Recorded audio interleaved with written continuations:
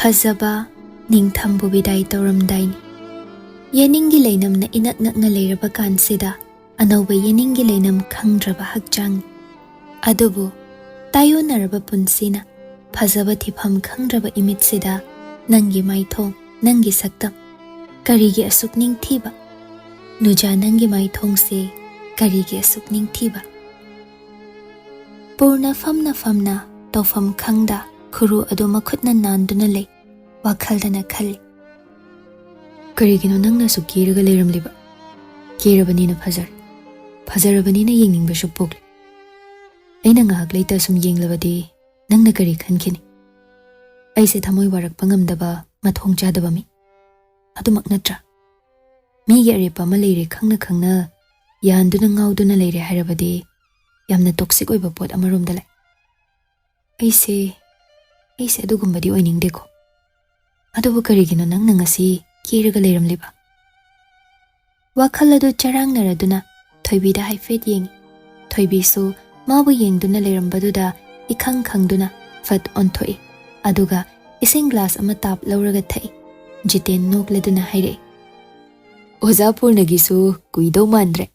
Hojikkidu Valentine date oiramalene.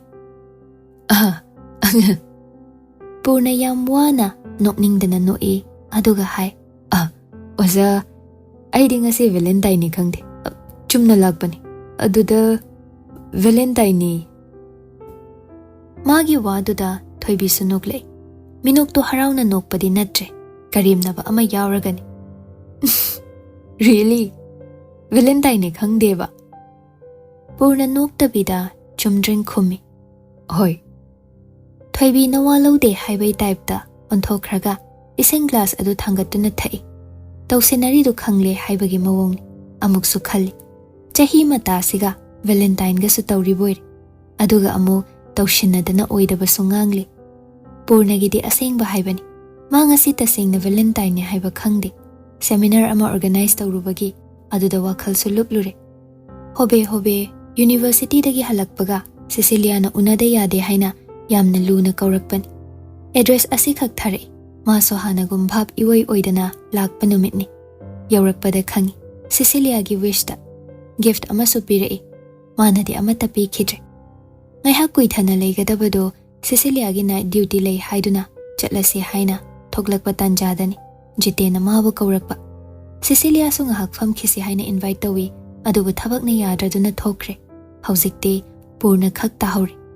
Jamini na hai. Ibemado aikhoi su sak khangna hogedana. Jamini ngaiko mi thabak chinkraboni. Aina kobani aduda pharak tare haidana prap chinkre. Jiten Purnada muk onsele. Nangi damak matamga kaithoklibasi nungshine bungo. Nangi thabak loiba sungaiba. Magi thabak suleiba. Ludra. Adubu nangi di kaihande. Magi di kitang kairamlani. Matam se yadreba.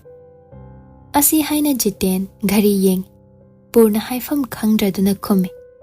Hoi oja. Hoi. Pai. Wishing you all the happiness, dear Oza. Thank you. Laptak na ubada masakpu onthong phajakremi. Kamain khangnarino kayam kuirage. Jamini na hairakpani. Jiten sukladuna mano oina khumlei. Hai, yare hai. Migi private life dane yam khangning luran. Adu mai khoi su khanglak taw leiraba wasida. Yaida kaisu kaideda. Kaisu kaide hairaso Purna masigi wasi saningba oidre. Jitena madu uraduna magi nupibu khamlibani. Makha tabadi chana thaknaba romda mai onsili. Warisu mathel. New dishes mayamgi matangda sane. Lamgi oina khetnaba. Karamba maphamdana hauba, karamba maphamdana aikhoina hainadaba makhal. Thoibi wa kaya ngangde. Mangonda wahang hanglaklakanda dang khumi. Yamna tuminna. Mana thokpa ama leikhibagi mawongda shu tawi. Mayai chalakpada 10 years old wine ama puthorei. White wine ni. Makhoi marigi glass mariduda hairaba matong. Cheers tawi. Jitena magi 25 years of married life ki matangda nungsiraba wahai amani hai. True love haibase. Kamain tawbano kari masak mawongno. Ay haiba ngamde angangsa. Adubu hakchang sina leimaida lepangamda hiptuna taraba mikupto aduda aigi wife se mittagi pi tagadra khanbadada thamoida chaina pha amuksu mana aibu thadokduna aigi mang thana chatkrabadi aise hingba ngamkhidra haibagi akiba adusu Jamini mapi tage tawi karino haibiri dubo asi numitsida Jamini thawai wasi haiba natini nang aigi hawkiba life to appreciate tawba chahi asu kuina leiminarakpasi nongmata ai wari ai khangba ngamdre haiba wahisi nangna ingonda tahalakidi adunasu life ki sathiraba tamthiraba challenges mayam ama aina mayuknaba ngamani Thank you my dear Thank you for being my constant source of strength Asumna Jiten makhata na wa hai Jamini su kapli tawri adubu mapidu taithoi aduga wari liba hore chahi adu kuibado kamaina leire macha yaudabagi society sida tawba struggle mayam ama mari purna wari mayam do tuminna sumtai tarambadagi nungsa sor fungalai kadai da noma mapukning nungshi khiduna thamoigi athotpa saruk amada thauraba potsak amana thillabagum chaina phaure mathanta masa khanghauda mamittagi pi iri khara chenthare Jitenga Jaminiga wa nganglambado chap lepi thoibi su ngasai makhai thawa isa sada leirambado purnagi mawongdu ubada concern oini yengle purna mayamna mabu yenglakle haibasu khangde mathanta mangduna tumin phami Jitena kawi Purna Ibungo Kidore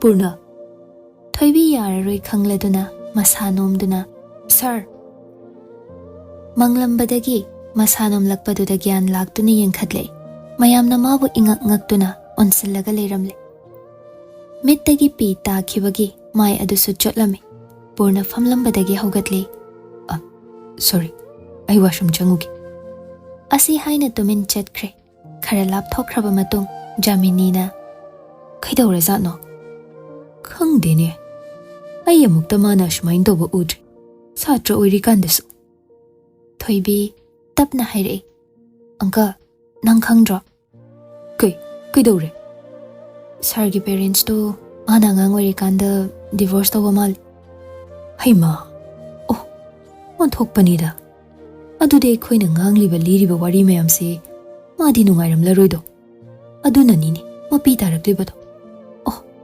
nungaide da tawrise aikhoidi khangdabanina kamdawni mabukning yam nungsikrene sana icha thoibiya nang chal noina hangaktani khara soi phau chatlagane wari saruchu aikhoi mu uradi ma WakhaL si taw tawrani soidana hoi bema chalo nungai train tawrise Thoibi WakhaL makhata na khande hek khairakpaga fuk haugatle magi bag adu yansilaga washroom leiriba adom dalai aduga thong maya da khitang chathoklaga purna bungai duna le pakna thoklakte minutes manga muk adom na leplaba matung purna thokle mamai do isingna ta thoklubagi mami ui laibakta tariba sai maru kharado isingna chotli su tawri Thoibi ubada ngakni yengle oja hoide Luisilabo Luisinde Asai phau those Kaigi Kidore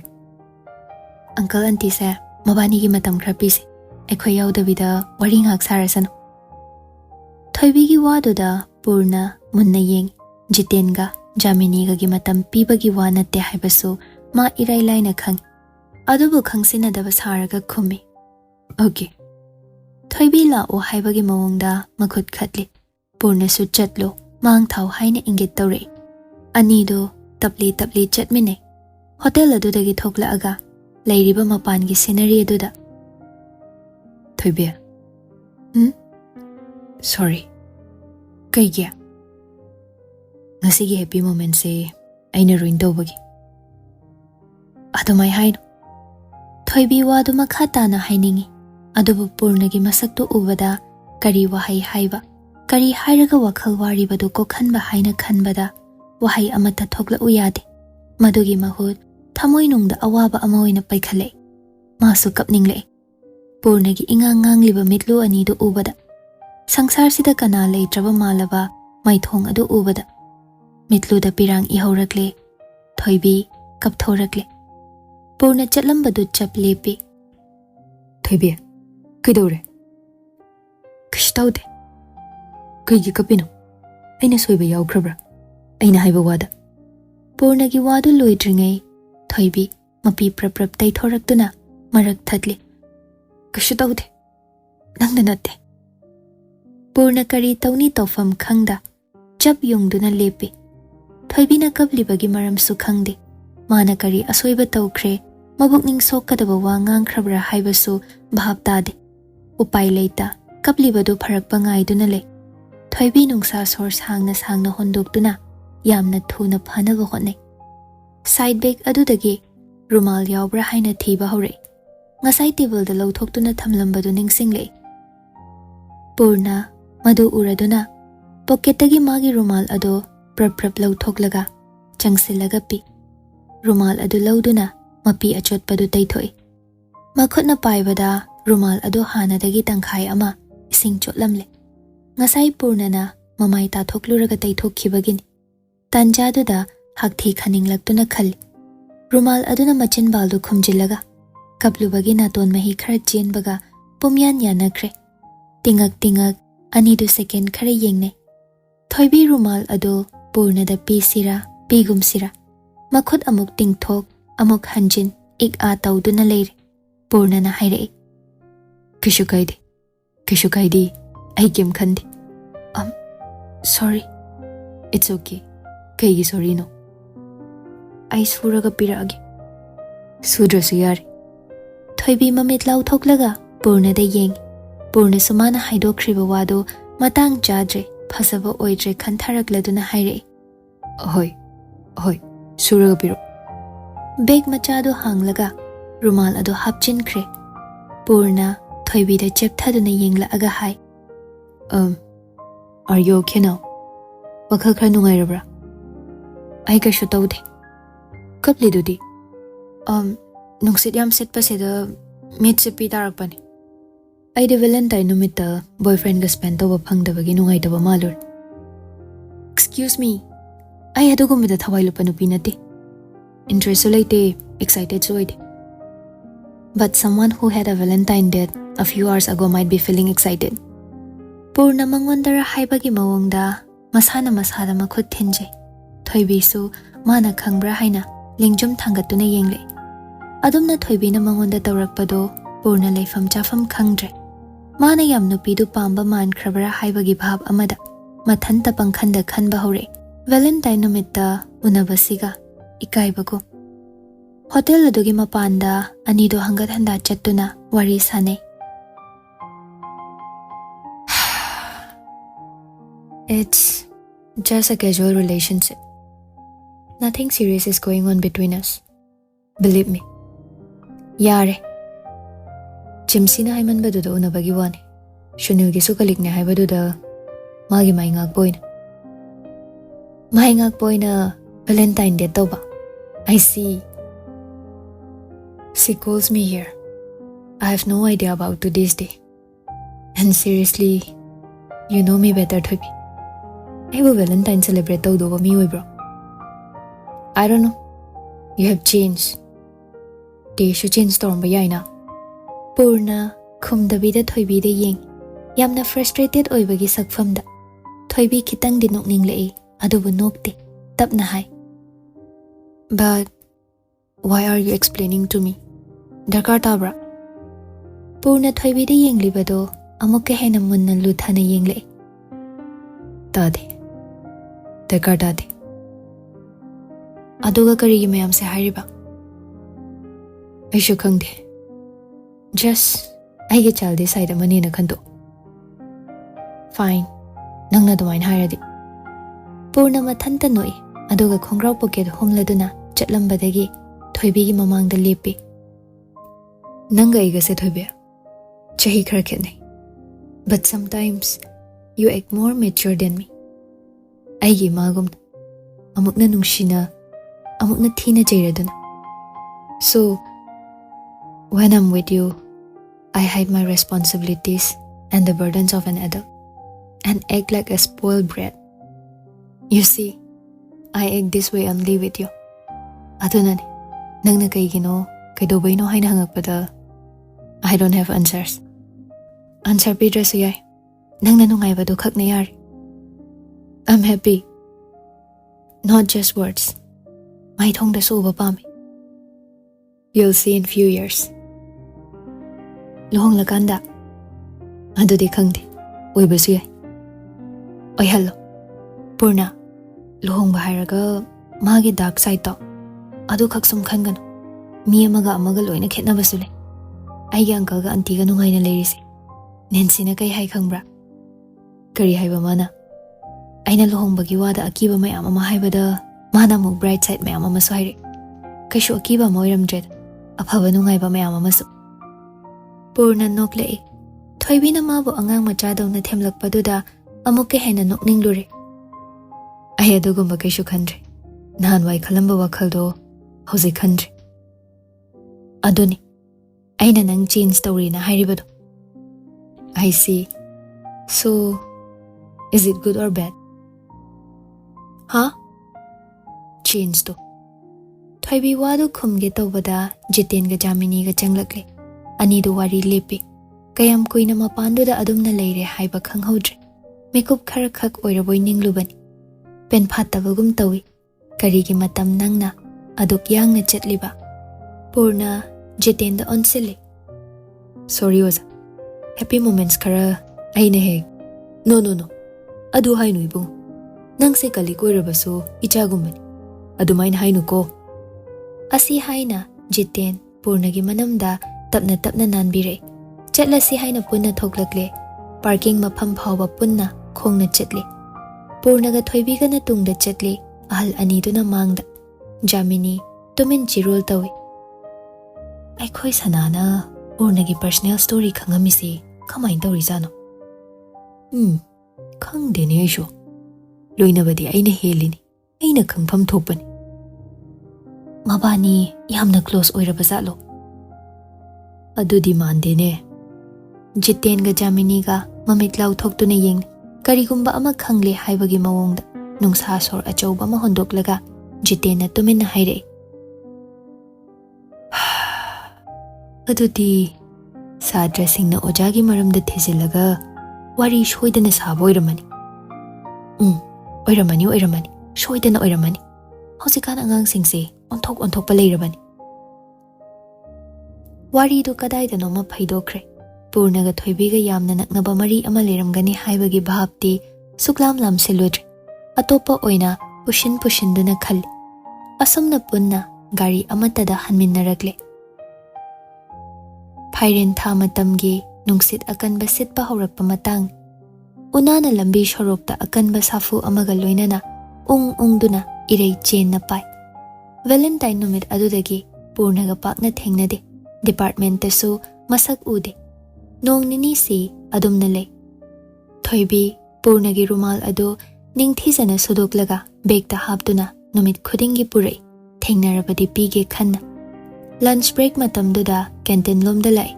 Nungsit maraktuda lokshu thongge tawi.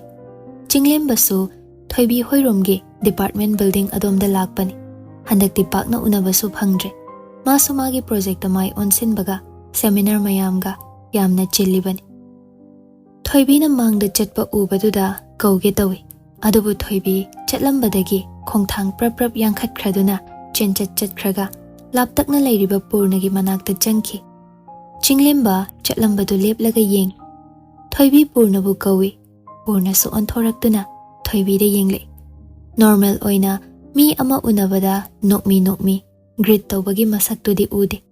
Hanadagi khangnaduna laklaga yam kuina khangnaraklaga family ama lambida unabadawna yengne. Thoybi magi bagtagi rumal ama lawthoklaga Purna dapi. Dark grey color gi cotton gi rumal ama. Purna su lawsilaga thawa isa sadana pocket hapchinki. Ani du wari sanade kaunaba rumal pinaba asi khakni. Purna handoktuna chatkre chinglemba leplambadagi prap chakhatuna Thoybi gi manakta changi. Thoybi khangon onthorei. Karom daino. Hojikido. Noi professor da rumal pibado. Kaigino. Oh, nongma ina sizinaba adoini. Kaida sizinaiba. Darkar lerappada kaidaurage. Sum karamba matangda kaidan jada haido. Ichan chanadaba aina khanbada soirira ai gyan tadre thoibi. Thoibi chinglimbada yeng nahan khaidawna tawdaba masada pakhatpa thakatpa ama uri. Tapna haire. Nang lunch charba. Chadri. Somdala isini. Call do busu paidi. Aido aigi guide manakta leibagi phone do silent da thamba. Phare lao. Canteen lom da chaminarsi. Ai WakhaL so haige nangonda. Thoibi na WakhaL so haige hairakpaduda chinglemba mihul chongkhalakle. Karigumba purnaga maga. Karigumba ama leinei hairaklabadi. Mabu toklasi hairaklabadi. Mana chingnage tawriba mayamsi asingba oiramlabadi. WakhaL mayamsida shor phungatkre. Mama yoknaba ngamdawribra. Matin yotharaduna haire. Thoibi. Ai thaba ma lehori. Kona oin hairo nangido. Chalage ko. Kona sasi wari. Asi haina hatho Thoibi bu thanamduna chatkre. Thoibi ingak tun lehowi. Wari khara sage haidana sem sarubadusu mikuptuda tokle.